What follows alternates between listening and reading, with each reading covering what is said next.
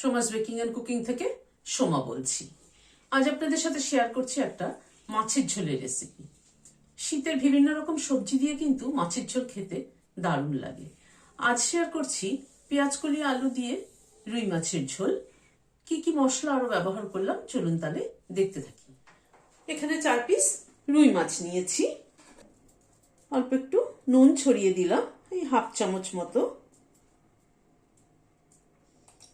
অল্প একটু হলুদ দিয়ে দিলাম। নুন হলুদ দিয়ে মাছটাকে আগে মাখিয়ে নিচ্ছি।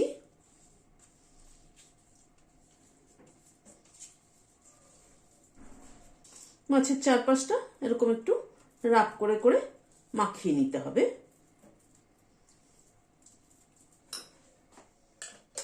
গ্যাসে একটা কড়াই বসালাম, সরষের তেল দিচ্ছি। তেলটা একটু গরম হওয়া অবধি অপেক্ষা করব। তেলটা গরম হয়ে গিয়েছে, মাছ ছেড়ে দিচ্ছি।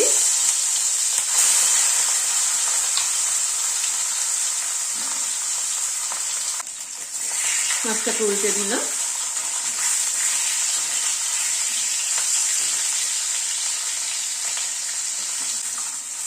মাছগুলোকে উল্টে পাল্টে লাল করে ভেজে নিলাম।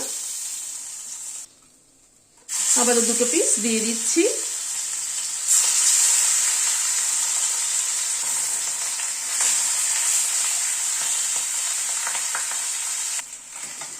এই মাছগুলোকে তুলে নিলাম। ওই তেলে খানিকটা কালো জিরে ফোড়ন দিলাম, আর 4 কোয়া রসুন থেতো করে দিয়ে দিলাম।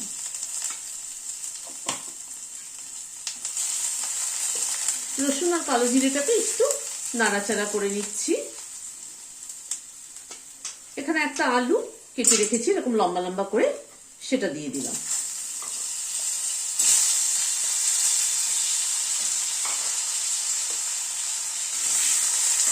আলুটাকে দিয়ে একটু নাড়াচাড়া করে নিচ্ছি।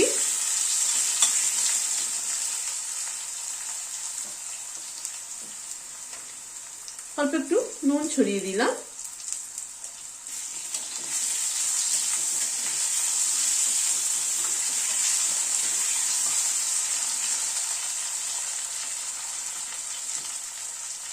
আলুটাকে লাল করে ভেজে নিলাম। এখানে 2 পেঁয়াজ কুচিয়ে নিয়েছি, পেঁয়াজটাকে দিয়ে দিলাম। পেঁয়াজটাকে দিয়ে আলুর সাথে একটু হালকা করে পেঁয়াজটাকে ভেজে নেব। পেঁয়াজটাকে কিন্তু খুব বেশি ভাজবো না, হালকা করে একটু ভাজবো।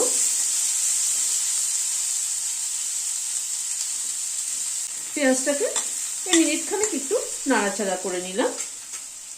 এখানে 1 ইঞ্চি একটা আদার টুকরো আর 2 কাঁচা লঙ্কা পেস্ট করে নিয়েছি, সেটা দিয়ে দিলাম। পেঁয়াজের সাথে একটু আদা আর কাঁচা লঙ্কাটাকে নাড়াচাড়া করে নিচ্ছি।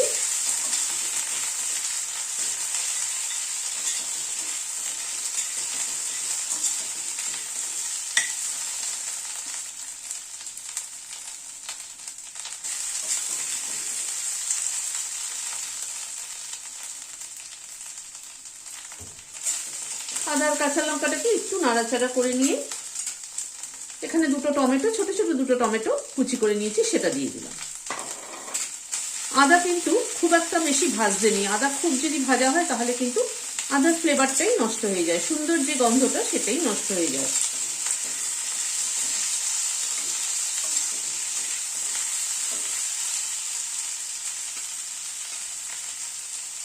এবার পরিমাণ মতো একটু নুন দিয়ে দিচ্ছি। আগে আলু ভাজার সময় অল্প একটু নুন দিয়েছিলাম, আবার এখন ঝোলের পরিমাণ মতো নুন দিয়ে দিলাম। হাফ চামচেরও কম হলুদ দিলাম। অল্প একটু জিরের গুঁড়ো দিলাম, হাফ চামচেরও কম।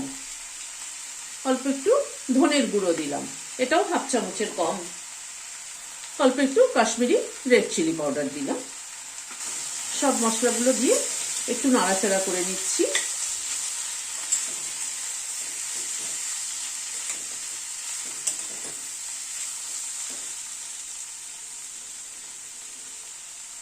অল্প একটু ঢেকে দিচ্ছি, টমেটোটা যাতে তাড়াতাড়ি নরম হয়ে যায়। মিনিট খানেক মতো ঢাকা ছিল, ঢাকাটা খুললাম। টমেটোটা একটু ভেঙে ভেঙে দিচ্ছি।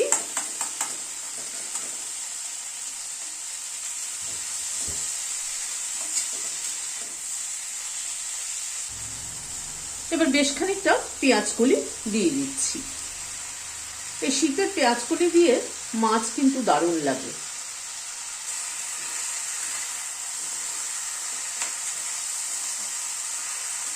পেঁয়াজ কলিটা লাস্টে দিলাম এই কারণে যে পেঁয়াজ কলি কিন্তু আগে দিলে পরে বেশি যদি নরম হয়ে যায় পেঁয়াজ কলি খেতে কিন্তু ভালো লাগে না। পেঁয়াজ কলি সেদ্ধ হবে অথচ হালকা নরম হবে, এরকম হলে ভালো লাগে খেতে বেশি।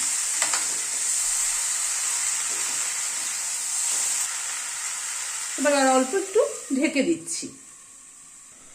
মিনিট খানেক মতো ঢাকা ছিল, ঢাকাটা খুললাম।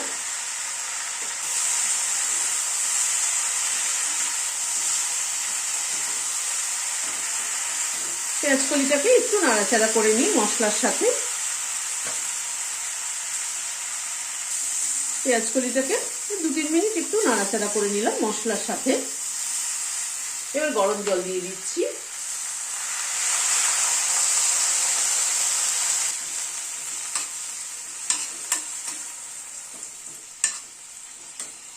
ঝোলটা একটু ফুটে উঠুক। এটা কিন্তু খুব একটা ঝোল হবে না, একটু গা মাখো মাখো হবে। মাছগুলো দিয়ে দিচ্ছি।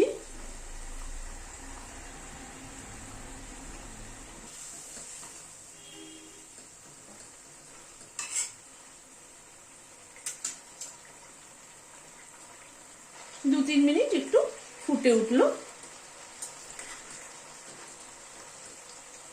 দুটো কাঁচা লঙ্কা মাথাটা চিড়ে দিয়ে দিলাম। খানিকটা ধনেপাতা কুচি ছড়িয়ে দিচ্ছি।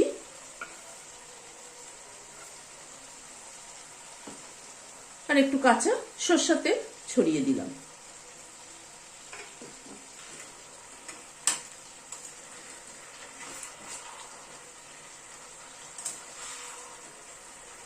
মিশিয়ে দিলাম, দিয়ে গ্যাসের ফ্লেমটাকে বন্ধ করে দিয়ে ঢেকে দিচ্ছি। Standing time 5 minute. ধনেপাতা কাঁচা লঙ্কা ও কাঁচা তেলের ফ্লেভারটা অ্যাড হওয়ার জন্য। মাছের ঝোল কিন্তু একটু এরকম রকমারি করে খেলে পরে ভালো লাগে। আর শীতের দিনে এত ফ্রেশ ভেজিটেবল অনেক কিছু দিয়ে কিন্তু নানান রকমের মাছের ঝোল হয়। এভাবে বানিয়ে দেখবেন, আমার মনে হয় ভালো লাগবে। রেসিপিটি কেমন লাগলো আমাকে কমেন্ট বক্সে জানাবেন। ভালো লাগলে একটা লাইক এবং সাবস্ক্রাইব করার অনুরোধ রইল। আজ তাহলে এখানে শেষ করছি। নমস্কার।